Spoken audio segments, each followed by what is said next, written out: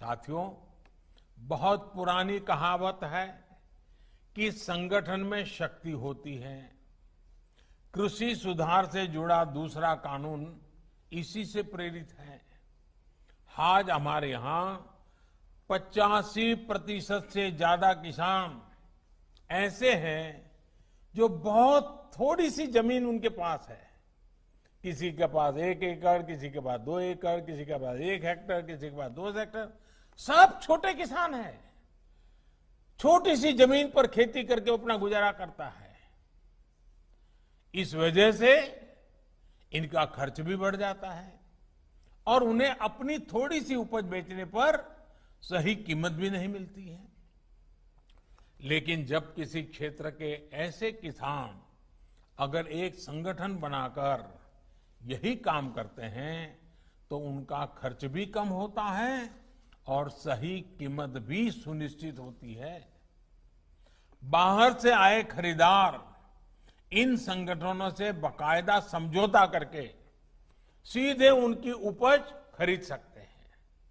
ऐसे में किसानों के हितों की रक्षा के लिए ही दूसरा कानून बनाया गया है।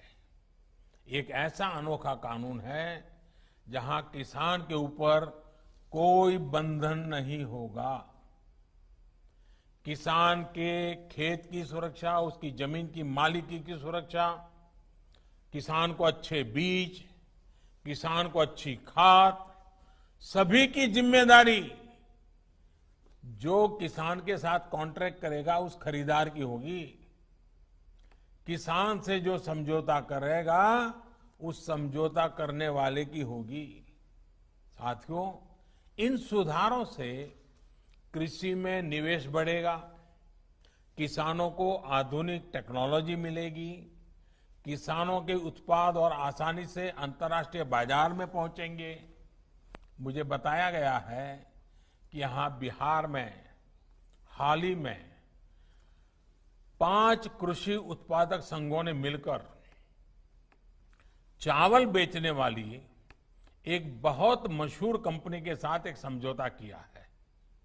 इस समझौते के तहत 4000 टन धान वो कंपनी बिहार के इन एफपीओ से खरीदेगी।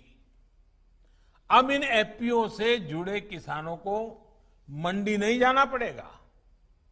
उनकी उपज अब सीधे नेशनल और इंटरनेशनल मार्केट में पहुंचेगी। साफ है कि इन सुधारों के बाद खेती से जुड़े बहुत सारे छोटे बड़े उद्योगों के लिए बहुत बड़ा मार्ग खुलेगा। ग्रामीण उद्योगों की ओर देश आगे बढ़ेगा। मैं आपको एक और उदाहरण देता हूं। मान लीजिए कोई नौजवान एग्रीकल्चर सेक्टर में कोई स्टार्टअप शुरू करना चाहता है। वो चिप्स की फैक्ट्री ही खोलना चाहता है। अभी तक ज्यादातर जगह होता यह था कि पहले उसे मंडी में जाकर आलू खरीदने होते थे, फिर वो अपना काम शुरू कर पाता था। लेकिन अब वो नौजवान जो नए नए सपने लेकर के आया है, वो सीधे गांव के किसान के पास जाकर उससे आलू के लिए समझौता कर सकेगा। वो किसान को बताएगा कि मुझे इस क्वालिटी का आलू चाहिए, इतना आलू चाहिए।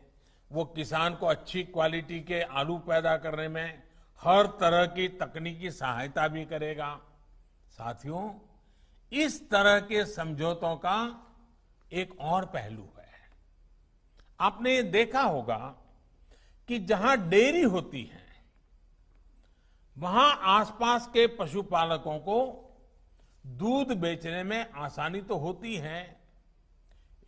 डेयरियां भी पशुपालकों का, उनके पशुओं का ध्यान रखती है। पशुओं का सही समय पर टीकाकरण हो, उनके लिए सही तरह के शेड बने, पशुओं को अच्छा आहार मिले, पशु बीमार हो जाए तो उनका डॉक्टर पहुंच जाए। और मैं तो गुजरात में रहा हूं, मैंने देखा है डेयरी कैसे पशुओं को संभालती है। बड़ी डेयरी दूध उत्पादक उन तक जाकर के किसानों की मदद करती है। और इन सब के बाद भी ये बड़ी महत्वपूर्ण बात है, ये जो दूध खरीदने का काम है वो तो डेयरी कर लेती है, लेकिन पशु का मालिक तो पशुपालक या किसान ही रहता है। पशु का मालिक कोई और नहीं बनता है। वैसे ही जमीन का मालिक किसान ही रहेगा। ऐसे ही बदलाव अब खेती में भी होने का मार्ग खुल गया है। साथियों, ये भी जग जाहिर रहा है कि कृषि व्यापार करने वाले हमारे साथियों के सामने एसेंशियल कमोडिटी एक्ट के कुछ प्रावधान हमेशा आड़े आते रहे हैं। बदलते हुए समय में इसमें भी बदलाव किया है।